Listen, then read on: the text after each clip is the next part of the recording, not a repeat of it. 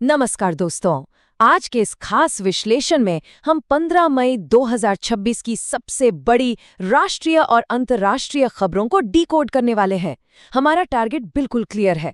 हम एक एक करके हर पॉइंट को इतने आसान तरीके से समझेंगे कि सब कुछ आपको अच्छे से याद रहे। तो बिना किसी देरी के सीधे मुद्दे पर आते हैं और देखते हैं कि आज दुनिया में क्या कुछ अहम चल रहा है। आगे बढ़ने से पहले जल्दी से आज के इस सेशन का रोड मैप देख लेते हैं।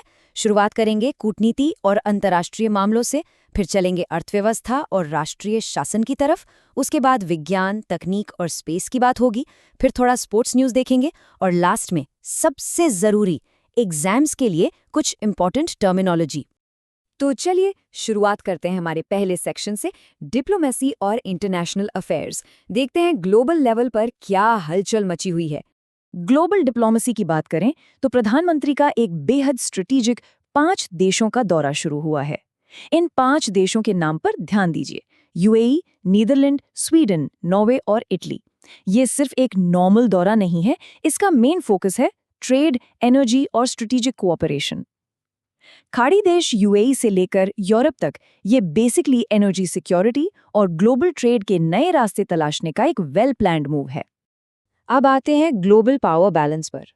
ब्रिक्स मीटिंग में हमारे विदेश मंत्री एस जयशंकर ने एक बहुत ही स्ट्रॉन्ग और क्लियर पॉइंट रखा है।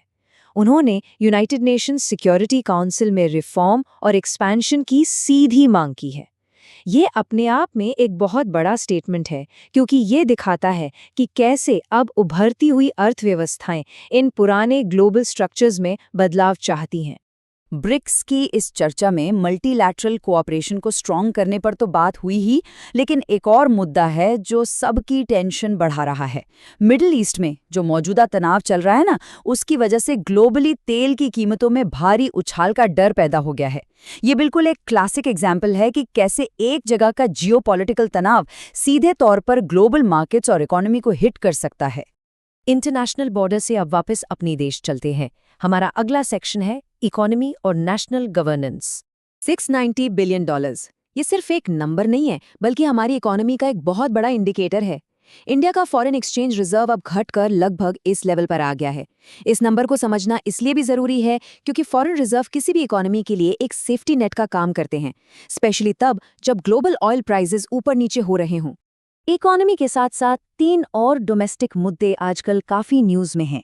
पहला और सबसे सीरियस, ग्राउंड वाटर क्राइसिस और वाटर मैनेजमेंट। इसमें नेशनल लेवल पे डिस्कशंस काफी तेज हो गए हैं। दूसरा, सप्लाई चेन को बेहतर बनाने वाली लीड्स 2025 लॉजिस्टिक्स रिपोर्ट सुर्खियों में है। और तीसरा, एक नई टेक्सटाइल रिसाइकलिंग पॉलिसी इंट्रोड्यूस की गई है जो सस्टेनेबिलिटी और पर्यावरण संरक्षण के लिए एक बड़ा कदम है। गवर्नेंस की बात करें तो सुप्रीम कोर्ट का एक बहुत ही सख्त और अहम रुख सामने आया है। कोर्ट ने एक स्वतंत्र चुनाव आयोग यानी इंडिपेंडेंट इलेक्शन कमीशन की जरूरत पर पूरे जोर से फोकस किया है। देखिए, किसी भी डेमोक्रेसी में इंस्टीट्यूशंस का इंडिपेंडेंट और निष्पक्ष होना सबसे बेसिक रिक्वायरमेंट होती है। सुप्रीम कोर्ट का ये बयान इसी डेमोक्रेटिक सिस्टम की इंपॉर्टेंस को हाईलाइट करता है। इकोनॉमी और गवर्नेंस के बाद चलिए अब उस फील्ड की तरफ बढ़ते हैं जो हमेशा एक्साइट करती है, साइंस, टेक और स्पेस। और यहाँ प्राइवेट स्पेस सेक्टर में बहुत एक्शन चल रहा है। अब इस फिगर को देखिए, 105 करोड़ रुपए। ये हमारी प्राइवेट स्पेस इंडस्ट्री के लिए एक मैसिव फाइनेंशियल माइलस्टोन है। इसका सीधा सा मतलब है कि स्पेस इनोवेशन को अब एक्चुअल में बड़ी फाइनेंशियल बैकिंग मिल रही है। और ये 105 करोड़ रुपए जा कर रहे हैं हैदराबाद के ध्रुव स्पेस को उनके एम्बिशियस प्रोजेक्ट गरुड़ के लिए ये फंड मिला है। ये इंडियन एरोस्पेस इनोवेशन में एक बहुत लंबी छलांग है। इसके पैरेलल एक और न्यूज़ है, आईपी कैटलिस्ट इनिशिएटिव, जिसका पूरा फोकस इंटेलेक्चुअल प्रॉपर्टी और इनोवेशन पर है, क्योंकि नए आइडियाज पैदा करने के साथ साथ उन्हें प्रोटेक्ट करना भी तो उतना ही जरूरी है ना। स्पेस की ऊंचाइयों से अब थोड़ा जमीन पर आते हैं, सीधे खेल के मैदान में। अगला सेक्शन है स्पोर्ट्स वर्ल्ड न्यूज़। आईपीएल से एक क्विक अपडेट। यहाँ 2 टीमों का मोमेंटम बिल्कुल अपोजिट चल रहा है। एक तरफ मुंबई इंडियंस ने एक शानदार जीत दर्ज की है, लेकिन वहीं दूसरी तरफ पंजाब किंग्स को लगातार 5वीं हार का सामना करना पड़ा है। लगातार 5 हार। आप सोच सकते हैं कि इस टूर्नामेंट में पंजाब पर इस वक्त कितना भारी प्रेशर होगा।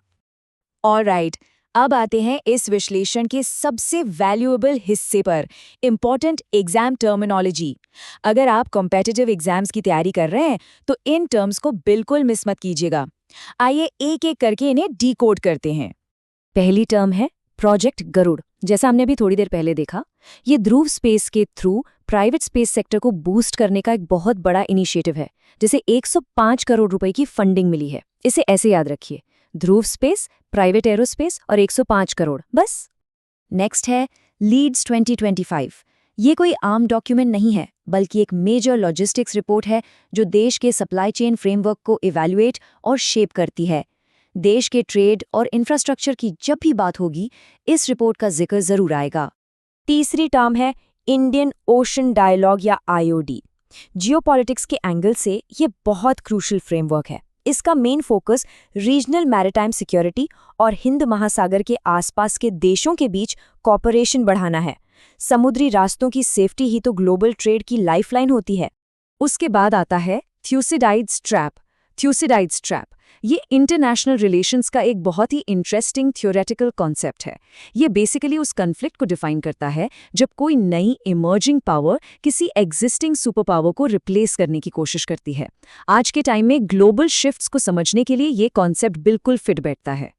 और आज की आखिरी टर्म है नेशनल सोशल असिस्टेंस प्रोग्राम या NSAP। ये डोमेस्टिक सोशल वेलफेयर और समाज के कमज़ोर वर्गों को सपोर्ट करने वाली एक बहुत ही इम्पॉर्टेंट गवर्नमेंट इनिशिएटिव है। गवर्नेंस और सोशल जस्टिस के टॉपिक्स के लिए ये टर्म काफ़ी ज़्यादा अहम है। तो चलिए इस पूरे विश्लेषण को रैप अप करने से पहले एक बड़ा सवाल जहां सब कुछ आकर जुड़ता है। एक तरफ पूरी दुनिया का फोकस आउटर स्पेस और UN के एक्सपेंशन पर है, लेकिन क्या वहीं दूसरी तरफ देश का लगातार बढ़ता हुआ ग्राउंड वाटर क्राइसिस हमारा असली इकोनॉमिक फ्यूचर डिसाइड करेगा? ग्लोबल एम्बिशन और लोकल रिसोर्सेज के बीच का ये बैलेंस ही तो सबसे बड़ा चैलेंज है। इस पर थोड़ा गहराई से विचार कीजिएगा। आज के इस विश्लेषण में मेरी तरफ से बस इतना ही। जुड़े रहने के लिए बहुत बहुत धन्यवाद।